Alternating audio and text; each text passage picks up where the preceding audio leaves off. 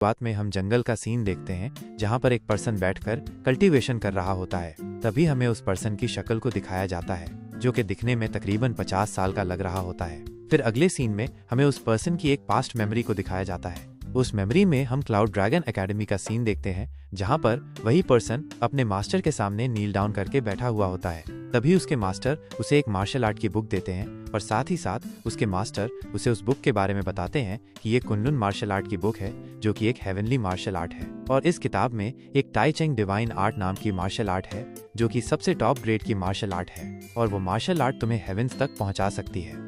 कहानी में आगे बढ़ने से पहले मैं आपको इस नील डाउन किए हुए पर्सन का नाम बता दूं। इसका नाम लिन टियान है और यही पर्सन इस कहानी का MC भी होने वाला है। तो चलो अब कहानी को आगे कंटिन्यू करते हैं। फिर हम देखते हैं लिन टियान उस बुक को लेकर सोचने लगता है कि ये तो टाई चेंग डिवाइन आर्ट है, इस टेक्निक को पाने के लिए ही तो मैं काफी समय से इंतजार कर रहा था। जब लिन टियान ये सब सोच ही रहा होता है कि तभी उसके मास्टर उसके मुंह पर अपना जूता मारते हुए कहते हैं, कमीने कहीं के, आखिर तुम्हारा ध्यान कहाँ पर है। आगे से लिन टियान बड़ा ही अजीब सा मुंह बनाकर कहता है, मास्टर मैं बस यही सोच रहा था कि आखिर इस टेक्निक को सीखने में मुझे कितना समय लगेगा, यानी कि मैं हेवनली स्टेज तक कब पहुंच पाऊंगा। आगे से लिन टियान के मास्टर कहते हैं, ये तो अब पूरी तरह से तुम पर निर्भर करता है कि तुम इस टेक्निक को कितनी जल्दी सीख पाते हो। यहाँ पर मैं तुम्हें इतना ही बता सकता हूँ कि जैसे ही तुम इस टेक्निक को सीख जाओगे वैसे ही तुम्हें खुद ब खुद पता चल जाएगा। इस बात को सुनकर लिन टियान अपने मास्टर के सामने अपना सिर झुकाकर उन्हें रिस्पेक्ट शो करता है। फिर कहानी प्रेजेंट में आती है। अब हम लिन टियान को देखते हैं जो कि अपनी कल्टीवेशन से उठकर चेक करने लगता है कि आखिर वो टाई चेंग टेक्निक के किस स्टेज पर पहुंचा। वो झरने के पानी पर अपने पंचेस को मारकर अपनी स्ट्रेंथ को चेक करने लगता है। हम देखते हैं उसकी स्ट्रेंथ इतनी ज्यादा बढ़ गई होती है कि वो अपने पंचेस से पानी को भी 2 हिस्सों में बांट देता है। फिर अगले सीन में लिन टियान अपनी बॉडी से एनर्जी को रिलीज करता है जिससे उसकी बॉडी से ब्लू कलर का ऑरा निकलने लगता है। एनर्जी के रिलीज होते ही वो एक माउंटेन पर जोरदार पंच मारता है जिससे वो माउंटेन के टुकड़े टुकड़े हो जाते हैं। फिर हम कुछ सालों बाद का सीन देखते हैं जहां लिन टियान अब ट्रेनिंग करते करते बूढ़ा हो चुका होता है और अब वो और भी ज्यादा पावरफुल हो चुका होता है, इतना पावरफुल कि वो अब की बार पानी को सिर्फ इशारे से ही 2 हिस्सों में बांट देता है। नेक्स्ट सीन में हम देखते हैं लिन टियान वापस से कल्टीवेशन करने के लिए बैठ जाता है। वो कल्टीवेशन करते समय सोच रहा होता है, मैंने टाई चेंग डिवाइन आर्ट को पूरी तरह से सीख लिया है और मैं अब हेवनली रेल्म का एक कल्टीवेटर बन चुका हूँ, मगर न जाने अभी भी क्यों मेरी बॉडी इवॉल्व होकर वापस अपनी यंग बॉडी में क्यों नहीं बदल रही। फिर यूं ही कुछ साल और बीत जाते हैं। हम देखते हैं सर्दियों का सीजन अब बदलकर गर्मियों का हो जाता है, मगर दूसरी तरफ लिन टियान अभी भी खुद को कल्टीवेट कर रहा होता है और अगले ही पल हम देखते हैं लिन टियान की बॉडी में से पर्पल कलर की रोशनी निकलने लगती है और वो जोर जोर से दर्द से चिल्लाने लगता है।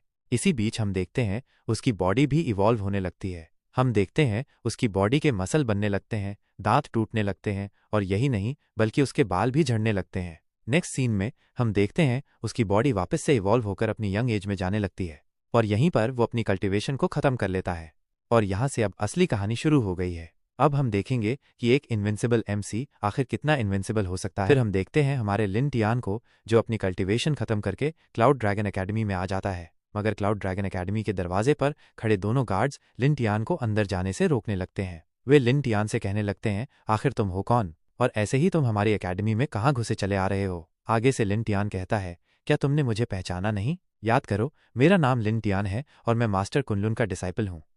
तभी पहला गार्ड दूसरे गार्ड से पूछता है, क्या तुम इसे पहचानते हो? मुझे तो याद नहीं आ रहा कि आखिर ये कौन है। इस पर दूसरा गार्ड आगे से कहता है, नहीं, मैं भी इसे नहीं पहचान पा रहा हूँ, यह जरूर ही कोई भिखारी होगा। ये बोलते ही वे दोनों गार्ड चिल्लाकर लिन टियान से कहते हैं, अगर तुम भिखारी हो तो सही से भीख मांगो, ये झूठ बोलकर हमें बेवकूफ बनाने की कोशिश मत करो। और आखिर तुम्हारी हिम्मत कैसे हुई मास्टर कुनलुन को अपना मास्टर कहने की? दोनों गार्ड्स जब ये सब बोल ही रहे होते हैं कि इसी बीच हमारा लिन टियान खुद से दरवाजा खोलकर अंदर जाने लगता है। वो दोनों गार्ड्स भी लिन टियान को जबरदस्ती घुसते हुए देखकर काफी हैरान हो जाते हैं, मगर अगले ही पल वो दोनों गार्ड्स लिन टियान पर अटैक करने के लिए आगे बढ़ने लगते हैं। मगर जितने में वो गार्ड्स आगे बढ़ते हैं उतने में हम देखते हैं कि लिन टियान पलक झपकने की स्पीड से उन दोनों की स्वॉर्ड्स को काट देता है। ये देखकर तो वो दोनों गार्ड्स काफी ज्यादा घबरा जाते हैं, मगर फिर वो दोनों गार्ड्स थोड़ी सी हिम्मत इकट्ठा करते हैं और सीटी बजाकर वहां पर सभी गार्ड्स को इकट्ठा करने लगते हैं। वहीं दूसरी तरफ हम लिन टियान को देखते हैं जो कि दरवाजे के अंदर आकर खड़ा हो जाता है और मन ही मन सोचने लगता है, काफी समय हो गया है मुझे यहाँ से गए हुए, मगर तभी हम देखते हैं उस एरिया में ड्रैगन एकेडमी के सभी गार्ड्स आ जाते हैं और वो सभी गार्ड्स हमारे लिन टियान को चारों तरफ से घेर लेते हैं। लिन टियान उन सभी गार्ड्स को देखकर सोचने लगता है, ये कितनी अजीब बात है कि यहाँ पर जितने भी गार्ड्स हैं इनमें से मैं किसी को भी नहीं पहचानता। आखिर सभी पुराने लोग कहाँ गए? तभी हम देखते हैं कि वहाँ पे उन गार्ड्स का हेड आ जाता है और गार्ड्स का हेड वहाँ पर आके लिन टियान से कहता है, मेरा नाम बिग सॉन्ग है, मैं इन सभी गार्ड्स का हेड हूँ और अब तुम मुझे ये बताओ कि आखिर तुम कौन हो और यहाँ बिना किसी की परमिशन के कैसे घुस आए? उस पर्सन को देखकर लिन टियान सोचता है, आखिर अब ये कौन है? मैंने पहले इसे भी यहाँ पर कभी नहीं देखा। ये सोचने के बाद लिन टियान गार्ड्स के हेड बिग सॉन्ग से कहता है, मेरा नाम लिन टियान है, मैं इस एकेडमी का डिसाइपल हूँ। मैं काफ़ी समय से सेक्युलरिज्म में था, अब लग रहा है कि इस दौरान काफ़ी समय बीत गया है। यहाँ पर तो सभी लोग बदल चुके हैं और कोई भी मुझे नहीं पहचान पा रहा। लिन टियान की इस बात को सुनकर बिग सॉन्ग बड़े ही गुस्से से कहता है, आखिर ये क्या बेहुदा मजाक है? हमारे सेक्ट में कोई भी सेक्लूडेड ट्रेनिंग नहीं करवाई जाती। आगे लिन टियान कहता है, तुम पहले मुझे ये बताओ कि आखिर तुम्हारा मास्टर टाइटल क्या है? आगे से बिग सॉन्ग कहता है, मेरा टाइटल डिवाइन मास्टर का है। इस बात को सुनकर लिन टियान कहता है, क्या तुम्हें पता है कि आखिर डिवाइन मास्टर टाइटल से ऊपर कौन सा टाइटल होता है? बिग सॉन्ग कहता है, हाँ, सुप्रीम मास्टर। लिन टियान कहता है, और उससे ऊपर? बिग सॉन्ग कहता है, उससे ऊपर तो अपर सुप्रीम जनरेशन आती है। जैसे ही बिग सॉन्ग अपर सुप्रीम जनरेशन बोलता है, वैसे ही लिन टियान हंसते हुए कहता है, हाँ, मैं अपर सुप्रीम जनरेशन से हूँ, यानी कि मैं तुम्हारे ग्रेट ग्रैंडफादर की जनरेशन से हूँ। इस बात को सुनकर बिग सॉन्ग को लगता है कि लिन टियान उसका मजाक उड़ा रहा है, जिससे कि बिग सॉन्ग को काफी गुस्सा आने लगता है और अगले ही पल बिग सॉन्ग अपनी स्वॉर्ड से लिन टियान पर अटैक कर देता है और अटैक करते हुए वो लिन टियान से कहता है, आखिर तुम्हारी हिम्मत कैसे हुई मेरा मजाक उड़ाने की? मगर आगे से हम लिन टियान को देखते हैं जो जमीन पर लेटकर बड़ी आसानी से बिग सॉन्ग के अटैक को डॉज कर लेता है और डॉज करने के बाद वो बिग सॉन्ग की स्वॉर्ड को बस हल्का सा फ्लिक करता है, जिससे कि बिग सॉन्ग की स्वॉर्ड बड़ी ही आसानी से टूट जाती है। ये देखने के बाद तो बिग सॉन्ग काफी ज्यादा हैरान हो जाता है और वो कहता है, आखिर ये पॉसिबल भी कैसे है? तभी हम बाकी के गार्ड्स को देखते हैं जो कि लिन टियान को देखकर कहते हैं, संभल कर, लगता है इस इंसान को काफी सारी ट्रिक्स आती हैं। तो सिर्फ वही लोग आगे बढ़ें जिन्हें कि 9th ग्रेड की फॉर्मेशन बनानी आती है। वहीं हम लिन टियान को देखते हैं जो आंखें बंद करके कह रहा होता है, मैंने अपनी पूरी लाइफ मास्टर कुनलुन को डेडिकेट की है। लेकिन तभी वो सभी गार्ड्स वापस से लिन टियान पर हमला कर देते हैं, लेकिन अब की बार लिन टियान उन सभी गार्ड्स पर अपने पाम से अटैक कर देता है और लिन टियान के उस अटैक से हिट होने के बाद वो सभी गार्ड्स काफी दूर जाकर गिरते हैं। फिर हम लिन टियान को देखते हैं जो कि आगे की ओर जाने लगता है और आगे की ओर जाते हुए वो सोच रहा होता है कि अगर मास्टर कुनलुन ने भी मुझे अपनाने से मना कर दिया तो आखिर मैं कहाँ जाऊँगा। तभी हम देखते हैं उसके पेट में गुडगुड होने लगती है और वो कहता है, मैं भूल गया था कि मैंने तो काफ़ी समय से खाना भी नहीं खाया है, अब मुझे काफ़ी भूख लग रही है। हम देखते हैं भूख के कारण उसकी हालत काफ़ी ज़्यादा खराब हो जाती है और वो एक जगह पर अपने पेट को पकड़कर खड़ा हो जाता है। तभी उसकी नज़र एक खरगोश पर पड़ती है और उसे देखकर उसके मुंह से लार टपकने लगती है।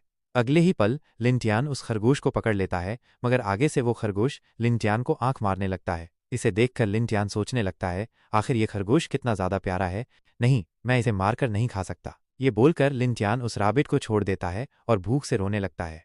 फिर वो आगे की ओर चलने लगता है। तभी उसकी नज़र एक बार पर जाती है और उस बार को देखकर वो काफ़ी ज़्यादा खुश हो जाता है। मन में सोचने लगता है, ये तो वही बार है जहाँ पर मैं और मेरे मास्टर कुनलुन रोज़ाना आया करते थे। उस बार को देखने के बाद लिन टियान काफ़ी खुश हो जाता है। फिर अगले सीन में हम देखते हैं लिन टियान उस बार के अंदर चला जाता है। बार के अंदर जाने के बाद लिन टियान सोचने लगता है, ये बार आज भी पहले जैसा ही है, सच में यहाँ पर तो कुछ भी नहीं बदला। फिर लिन टियान एक चेयर पर जाकर बैठ जाता है और इनकीपर को देखकर मन ही मन कहता है, ये इनकीपर तो काफ़ी ज़्यादा ब्यूटीफुल है। फिर लिन टियान उस बार में बिताई हुई अपनी पुरानी मेमोरीज़ को याद करने लगता है और उन मेमोरीज़ को याद करके लिन टियान खुद से कहता है, सच में वो दिन भी क्या कमाल के दिन थे। लेकिन इसी बीच उस बार की इनकीपर लिन टियान के पास आकर लिन टियान का वेलकम करती है और लिन टियान से उसका ऑर्डर लेने लगती है और मन ही मन वो लड़की लिन टियान के कपड़ों को देखकर खुद से कहती है, इस लड़के के कपड़ों को देखकर लग रहा है कि ज़रूर ही ये लड़का कुनलुन से है। कहानी में आगे बढ़ने से पहले मैं आपको बता दूं, कुनलुन एक प्लेस का नाम है जहाँ पे कुनलुन मास्टर रहते हैं। तो चलो अब कहानी को आगे कंटिन्यू करते हैं। हम लिन टियान को देखते हैं जो कि ऑर्डर देते समय काफ़ी कंफ्यूज हो जाता है। ये देखकर वो लड़की लिन टियान से कहती है, सर आप कंफ्यूज मत होइए, आप अपना ऑर्डर सोचने के लिए थोड़ा टाइम ले लीजिए। ये सुनकर लिन टियान भी खुश होकर ठीक है कहता है। फिर हम लिन टियान को देखते हैं जो कि उस लड़की को देखकर सोचने लगता है, अब मैं इस लड़की से कैसे कहूँ कि मेरे पास खाने के लिए पैसे ही नहीं है। ये सोचने के बाद वो अपनी कुर्सी से खड़ा होकर उस बार से जाने लगता है। लेकिन तभी हम देखते हैं वो लड़की नूडल्स के एक बोल को लिन टियान के टेबल पर रख देती है। उस नूडल के बाउल को देखकर लिन टियान उस लड़की से कहता है, मुझे माफ करना, मैंने अभी कुछ भी ऑर्डर नहीं किया है। आगे से वो लड़की लिन चियान से कहती है, तुम बिना चिंता किए इन नूडल्स को खा सकते हो, ये मेरी तरफ से तुम्हारे लिए एक ट्रीट है। और ये ट्रीट मैं तुम्हें इसलिए दे रही हूँ क्योंकि मैं जानती हूँ तुम्हारे पास पैसे नहीं है। जरूर ही तुम्हें रास्ते में बैंडिट्स ने लूट लिया होगा। आजकल वैसे भी